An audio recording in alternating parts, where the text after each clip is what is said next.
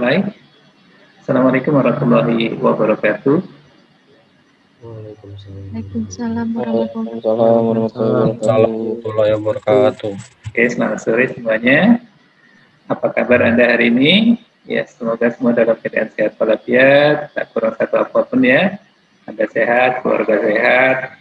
Ya, tentunya sebelum kita mulai, banyak-banyaklah kita mengucap syukur kepada Tuhan Yang Maha Kuasa karena nikmat sehat dan nikmat kesempatan kita untuk menuntut ilmu hari ini di pertemuan kuliah kita pada pertemuan ekonomi internasional pada pertemuan yang ke-10 ya, nggak terasa ya. Dan sore hari ini saya minta satu saja materi yang akan kita sampaikan, yaitu materi dari kelompok 9. Kelompok 10 ya.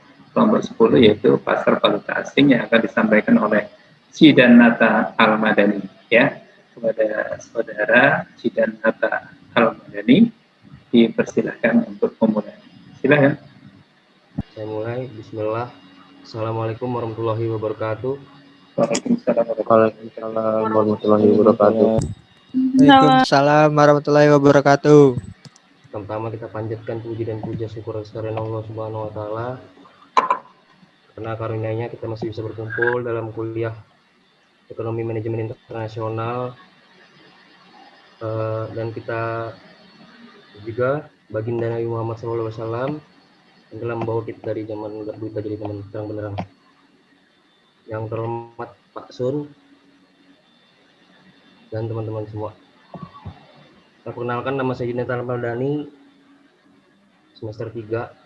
Saya akan membawakan presentasi dari bab 10 pasar valuta asing yang disusun oleh saya sendiri. A. Sistem pembayaran internasional. Dalam perdagangan, cara pembayaran merupakan sesuatu yang sangat penting dan wajib diperhatikan oleh pihak yang terlibat. Begitu juga dalam perdagangan internasional, penjual atau eksportir berkepentingan mendapatkan pembayaran sesuai dengan barang yang dijualnya, sedangkan pembeli atau importir berkepentingan mendapatkan barang sesuai dengan yang dibayarnya. Pada perdagangan internasional antara penjual dan pembeli menempati negara yang berbeda, di mana jarak tempat tinggal relatif berjauhan dan bahkan banyak di antara para pelaku yang belum pernah bertatap muka. Dalam keadaan seperti ini, masing-masing pihak memiliki resiko masing-masing sebagai berikut. Eksportir memiliki resiko barang tidak dibayarkan oleh importir jika barang dikirimkan terlebih dahulu. Namun sebaliknya, importir juga merasakan hal yang sama jika dia membayar terlebih dahulu. Dengan resiko barang tidak dikirimkan oleh eksportir. Namun resiko-resiko tersebut tidak selalu terjadi, pada khususnya untuk beberapa kondisi perdagangan sebagai berikut. Yang pertama, perdagangan dalam jumlah kecil dan melalui pihak ketiga, atau biasanya melalui marketplace. Yang kedua, perdagangan antara perusahaan yang masih dalam satu grup atau holding atau afiliasi. Yang ketiga, perdagangan yang tingkat kepercayaannya sudah tinggi antara eksportir atau importer. B. Pengertian pasar valuta asing. Pasar valuta asing atau falas merupakan pertukaran atau konversi mata uang suatu negara dengan negara lain. Contohnya, seorang dapat menukar dolar Amerika Serikat dengan euro atau juga rupiah dengan dolar Amerika Serikat. Namun mata uang yang menukar uang dolar Amerika dengan konversi rate yang sudah ditetapkan.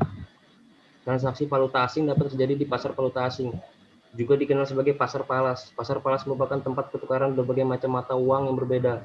Tentunya rate atau harga valuta asing berdasarkan kurs.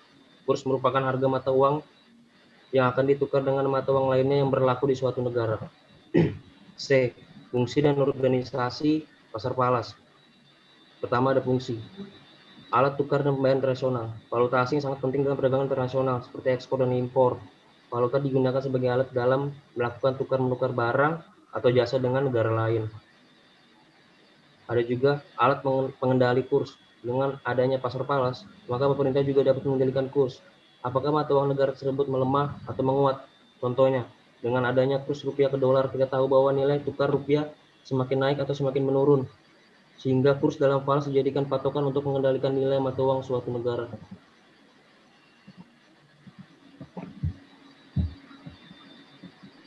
C. Fungsi dan organisasi pasar falas. Organisasi. Yang pertama ada organisasi, yang kedua institut atau organisasi yang membutuhkan falas. Ketiga, perusahaan multinasional, importir, eksportir, pelaku individual, spekulan, arbitraser, lembaga keuangan, dan bank sentral. D. Risiko kurs. Yang pertama, risiko valuta asing atau falas merupakan risiko yang disebabkan oleh perusahaan kurs valuta asing di pasaran yang tidak sesuai lagi dengan yang diharapkan, terutama pada saat dikonversikan dengan mata uang domestik. Yang kedua ada risiko falas bisa berasal dari beberapa sumber, antara lain yang pertama transaction exports, economic exports, translation export. Sistem kurs falas. Sistem kurs dapat dibedakan menjadi sistem kurs berubah-ubah.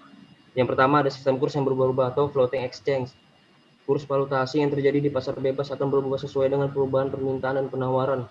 Faktor-faktor yang mempengaruhi permintaan dan penawaran valuta asing adalah harga, pendapatan, dan tingkat suku bunga. B. Sistem kurs yang stabil atau stabil exchange.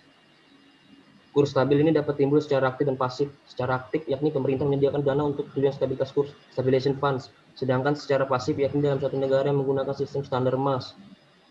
Suatu negara dikatakan memakai standar emas apabila yang pertama, nilai mata uang dijamin dengan nilai emas tertentu. Yang kedua, setiap orang boleh membuat serta melebur uang emas. Yang ketiga, pemerintah sanggup membeli dan menjual emas dalam jumlah yang tidak terbatas pada harga tertentu atau yang ditetapkan oleh pemerintah. Yang kelima, dalam sistem standar emas kurs, mata uang suatu negara terhadap negara lain ditentukan dengan dasar emas. C. Pengawasan devisa, exchange control. Dalam sistem ini, pemerintah memonopoli seluruh transaksi valuta asing.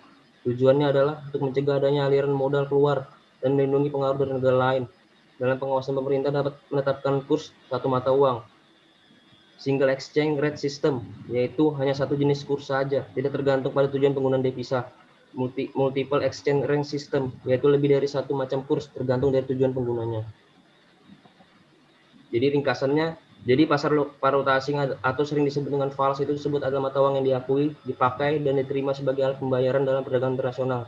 Seringkali valuta asing yang banyak dipakai adalah mata uang satu negara yang berfungsi cukup besar dalam sistem perekonomian di semua negara. Mata uang dolar adalah contoh valuta asing yang sering dipakai di seluruh negara. Sekian, terima kasih dari saya. Apabila ada salah kata dan apabila ada salah itu datang dari diri saya sendiri, apabila ada yang benar datang dari Tuhan. Terima kasih. Assalamualaikum warahmatullahi wabarakatuh. Waalaikumsalam warahmatullahi wabarakatuh. Silakan buka sesi tanya jawab untuk 2 pertanyaan. Bertanya pelan-pelan ya.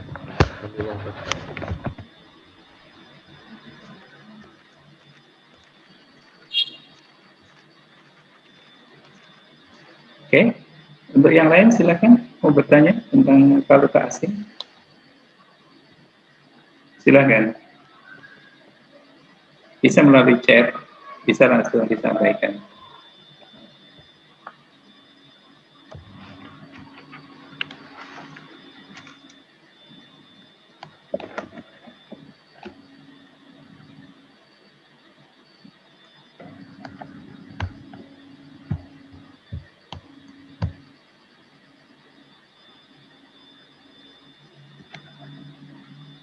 Oke, sudah cukup jelas ya berarti ya. Kalau tidak ada yang bertanya lagi, silakan ditutup